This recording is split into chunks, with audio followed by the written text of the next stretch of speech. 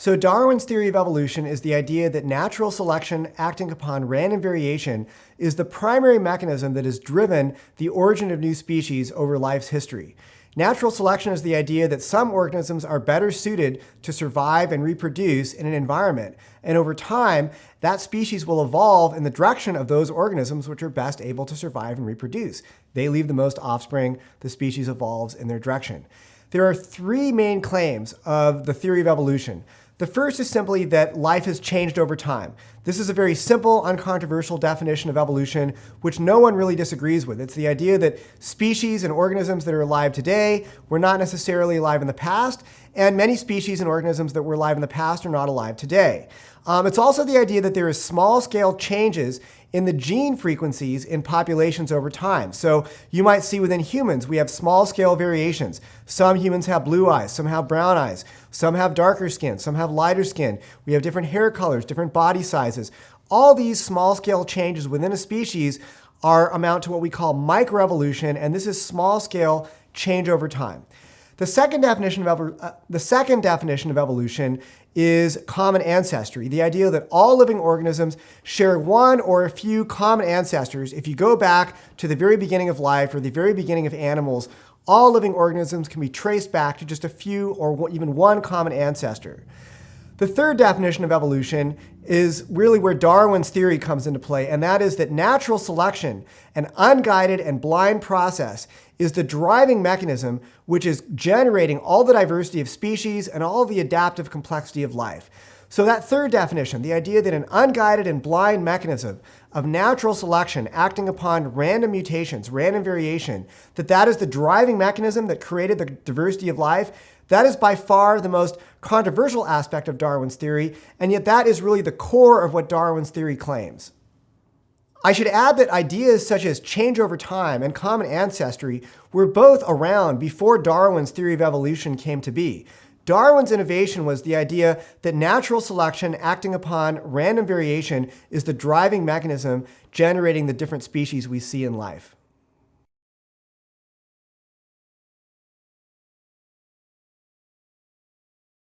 I don't agree that the fossil record is a strong support of Darwin's theory.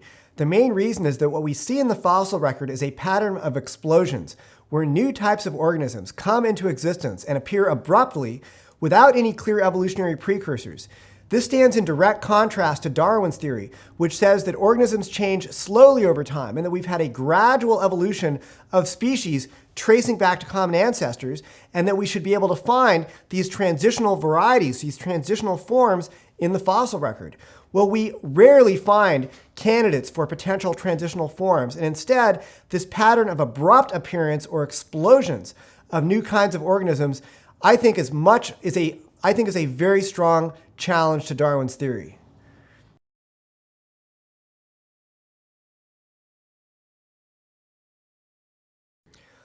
One of my favorite aspects of Darwin's book, Origin of Species, is that he was frequently open about some of the problems with his theory. And in fact, Darwin admitted in that book that the fossil record posed a major problem for his theory. He said that the number of intermediate varieties which must have existed in the history of life must have been enormous. But yet he recognized that when we look at the fossil record, we don't see these intermediate chains of organisms, and he said that this could actually be one of the gravest objections which could be lodged against his theory.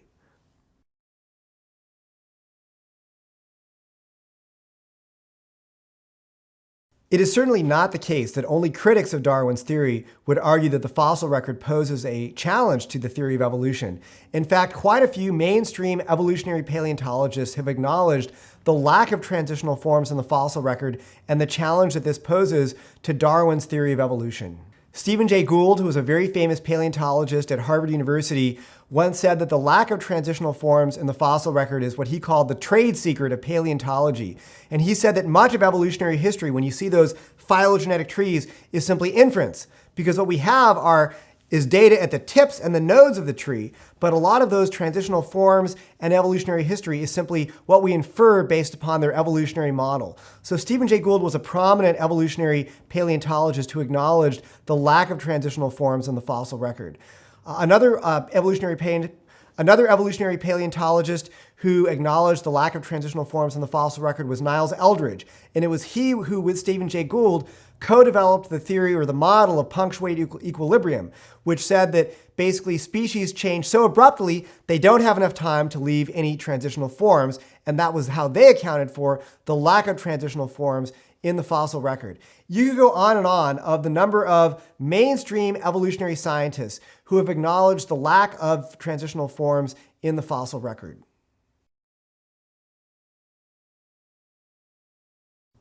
Probably the best known explosion in the fossil record is the Cambrian explosion, where nearly all of the major living animal phyla appear abruptly in the Cambrian period in a geological eye blink, a 5 to 10 million year window. In the Cambrian explosion, we see many diverse body plans appear without any direct evolutionary precursors. In fact, one invertebrate zoology textbook says that the animal phyla appear fully formed, such that the fossil record is of no help to understanding how these species and these diverse body plans arose. Well, I would say it's of no help if you're looking for a Darwinian explanation, but certainly if we just take the facts at face value, the Cambrian explosion stands in direct odds to a Darwinian model of the fossil record. Many diverse organisms appear in the Cambrian explosion. We're talking about organisms as different as arthropods to echinoderms and even to vertebrates. So we have a huge array of different organisms with different types of structures in their body plans that appear abruptly in the Cambrian explosion without any direct evolutionary precursors.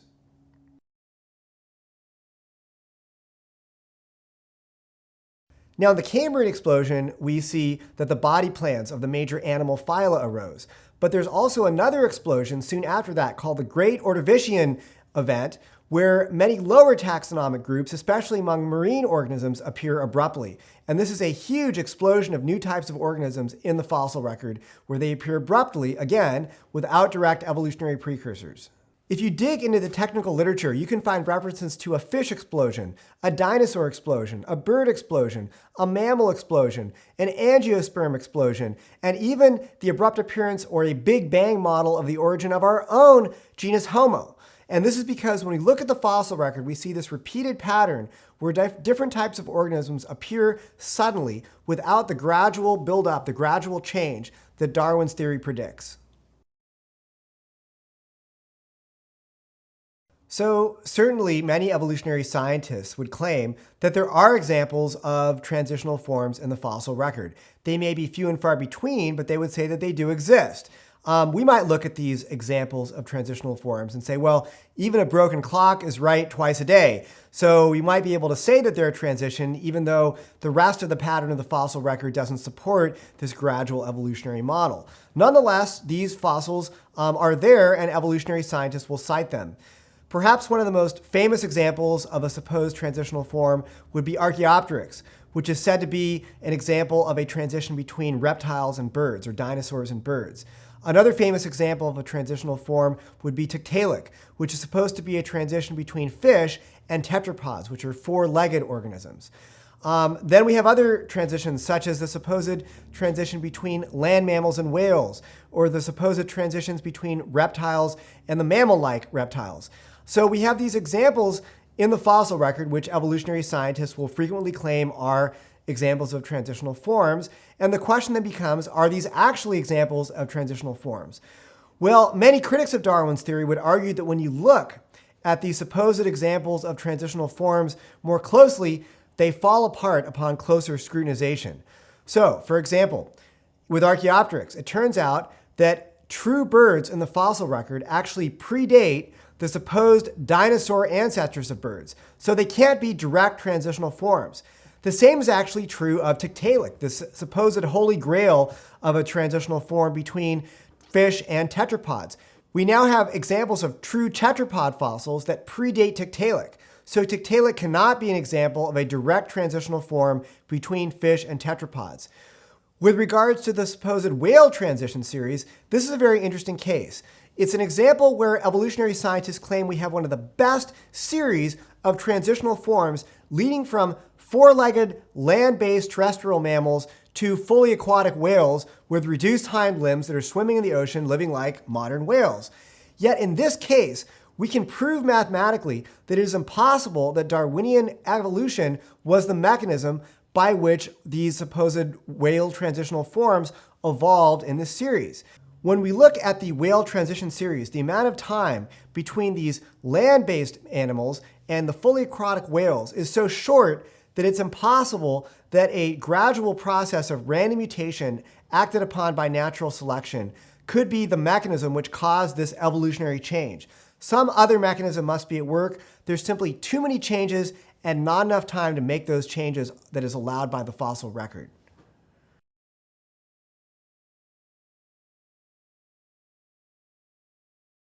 At a very superficial level, one can make an argument that the fossil record documents a transition from very simple to very complex organisms over, say, billions of years.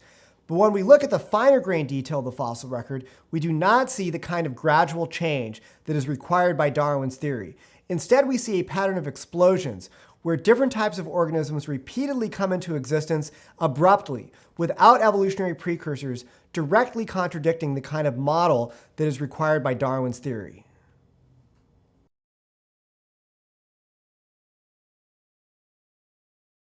Darwin explained the absence of intermediate fossils by appealing to the imperfection of the fossil record, essentially the idea that our knowledge of the fossil record isn't complete, and also the fossil record does not preserve all living organisms.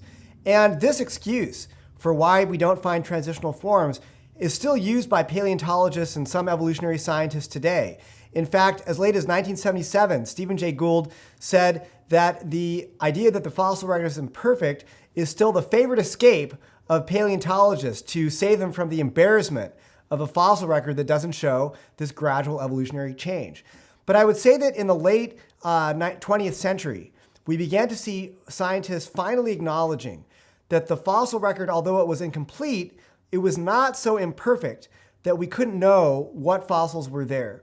And they began to actually come to terms with and acknowledge that these transitional forms that Darwin's theory predicted simply were not going to be found.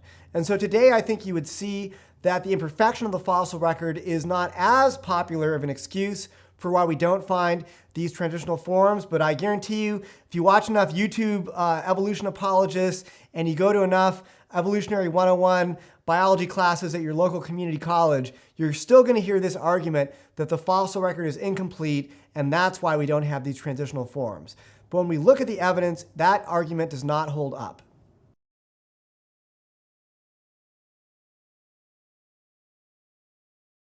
How can we know that this is true, that the fossil record is complete enough? Well, we use something called a collector's curve. A collector's curve measures the total number of fossils we found versus the number of different kinds of fossils we found. And at first, as we're collecting fossils, with each new fossil we find, there's a very good chance it's going to represent a new kind of fossil. But eventually, the curve starts to level out. And as we find more and more fossils, we're finding the same things we've already found over and over and over again. When we reach that point in a collector's curve, we can have a good idea that we have found a pretty complete knowledge of what is out there to be found. And this is how, whether you're a lepidopterist or a paleontologist or you're collecting stamps or whatever, collectors use this kind of a method to assess their knowledge of the completeness of some data set that's out there. And when we look at the fossil record, we can use these kinds of methods to know that our knowledge is complete enough to be able to say that if these transitional fossils were there, we should be finding them. Probably the most prominent example of where we have missing transitional fossils in the fossil record is with the major animal phyla. Whether we're talking about the supposed evolutionary precursors of arthropods or echinoderms or vertebrates or mollusks or sponges, we don't see in the fossil record this gradual evolutionary buildup to these different major animal phyla. And certainly the transitional fossils in these groups are missing. In fact, an invertebrate biology textbook says that these different animal phyla appear fully formed in the fossil record, such that the fossil record is of no help in understanding how they evolved. And I again would say that it's of no help if you're looking for a Darwinian explanation, but if you're open to just taking the fossil record at face value, then we can see what it's saying. It's saying that these different major groups appeared abruptly without an evolutionary buildup. Another example where transitional fossils regarding the origin of group are missing, frankly, pertains to the origin of our own species, Homo sapiens. Supposedly, according to the evolutionary model, the genus Homo evolved from the genus Australopithecus between 2 to 3 million years ago. But when we look for fossils documenting a transition between Australopithecus and Homo, we don't find evolutionary transition. So this is a great example that regards our own origins of where transitional fossils are missing.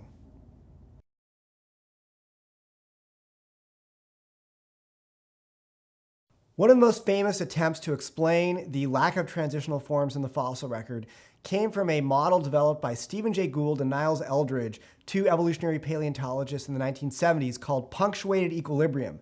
And the basic idea of punctuated equilibrium is that species evolve so rapidly, new species evolve so rapidly, that there is not enough time for the transitional forms to be preserved by the fossil record. But punctuated equilibrium has come under attack for a number of different reasons. First off, one of the glories of Darwin's theory was that it allowed long periods of time and huge numbers of organisms to get the right favorable odds for these new complex traits to evolve. But punctuated equilibrium robs Darwin's theory of these probabilistic resources. It reduces and condenses the vast majority of evolutionary change to the vast minority of the time in these small populations. And so it reduces the amount of probabilistic resources that are available to Darwin's mechanism of natural selection to generate the complex traits that new species require. Another major problem, and this has been raised by a number of philosophers of science, is that punctuated equilibrium amounts to an untestable theory. Essentially, what we're saying is now evolutionary theory predicts that no confirming evidence should be found. We should never find these transitional forms in the fossil record. We're making a prediction that we won't find any transitions. Okay, so when you don't find the prediction fulfilled, what does that mean? Does that mean that Darwin's theory is true or that Darwin's theory is false? It kind of leaves us in an untestable position with regards to Darwin's theory in the fossil record. The final criticism of punctuated equilibrium is that it requires too much genetic change too quickly. Essentially, when we're saying that new species evolve rapidly in these small populations in very short periods of time, this is not compatible with our knowledge of genetics. We're trying to evolve things more quickly than random mutation and natural selection can produce. And it simply is incompatible with our knowledge of genetics in the fossil record.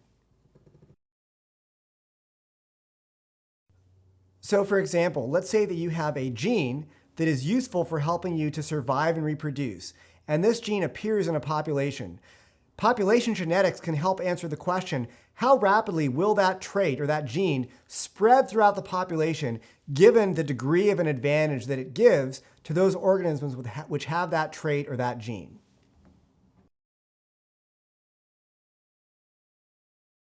So one of the findings of population genetics in the last 30, 40, 50 years is that natural selection is actually a very inefficient sieve for spreading useful traits through a population. We often just assume that once a useful trait arises, it will rapidly spread throughout a population. We don't have to worry about how quickly it's going to become what we call fixed within the population. But what population genetics says, there's actually a lot of stochastic or random forces that can affect how traits become spread through populations. That's called genetic drift. And when you bring genetic drift and these stochastic factors into population genetics, it turns out that natural selection and the way organisms and populations evolve, it's a very inefficient mechanism of spreading traits throughout a population. In other words, it takes a long time. When a new trait arises, even if it's helpful and beneficial towards organisms surviving and reproducing, it could take millions of years for a trait to spread and become fixed in a population. That is one of the findings of population genetics. It takes a long time for even beneficial traits to become spread and fixed throughout a population.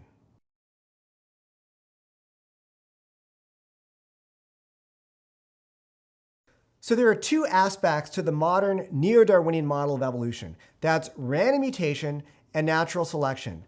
And what population genetics finds is that both aspects of that equation, the random mutation and the natural selection, take a long time to generate useful traits which can spread throughout a population of organisms. Let's first look at random mutation.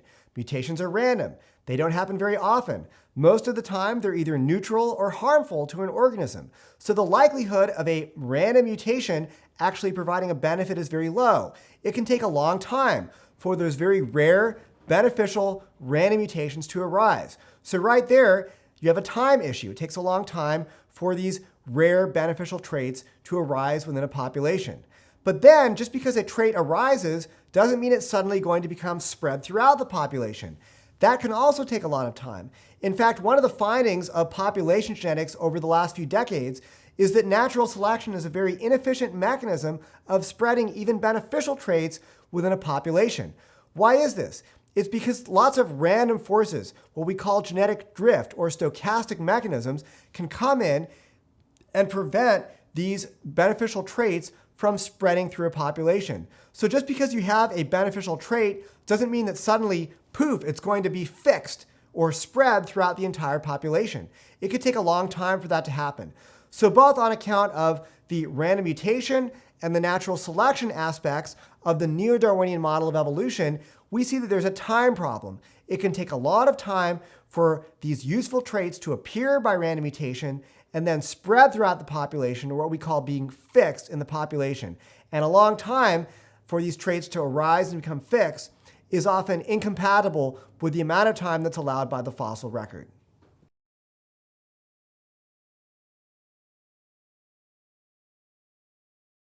To understand how the waiting times problem applies to the origin of humans, we first have to ask, how long has it been since living apes and humans shared a common ancestor? According to most evolutionary models, apes and humans shared a common ancestor around 6 to 8 million years ago. Now, that organism was obviously not a living ape, but most evolutionary theorists and paleoanthropologists would say that it was something of an ape-like creature that walked on all fours and had many ape-like traits. So we know that in order to fulfill the waiting times problem, we have to be able to evolve from that organism to a modern human in 6 to 8 million years. Well, what needs to happen? You need to redesign the spine. You need to redesign the pelvis so that the legs come out at a different angle. You need to redesign the skull so that it sits on top of the spine, so the face is flattened, so the jaws are restructured, and our brain size also needs to expand greatly. There are quite a few different body plan changes that need to happen in that 6 to 8 million year time period to go from this ape-like common ancestor of apes and humans to modern humans. So is it possible to do that from population genetics? Well, there was actually a paper in the journal Genetics a few years back that asked this exact question. What they found is that to evolve a trait that requires only 2 mutations before giving an advantage in a human-like population would take over 200 million years, which is far more time than that 6 to 8 million year period that's allowed by the fossil record. So yes, the waiting time issue is a huge problem for the origin and the evolution of humans from this common ancestor we supposedly shared with apes. One of the things that the waiting times problem allows us to do is it allows us to take a lot of the speculation about whether this fossil or that fossil is an evolutionary transition and actually put numbers on it. Mathematically speaking, is there enough time for this transition to actually occur by unguided Darwinian mechanisms in this amount of time? And the answer is no. The math does not lie. No matter what fossils you think you may find, no matter what you think that they may say about evolutionary transitions, if there's not enough time allowed by the fossil record, mathematically speaking, for these transitions to occur, for natural selection and random mutation to produce the necessary changes, then Darwinian evolution cannot be the mechanism by which these transitions occurred.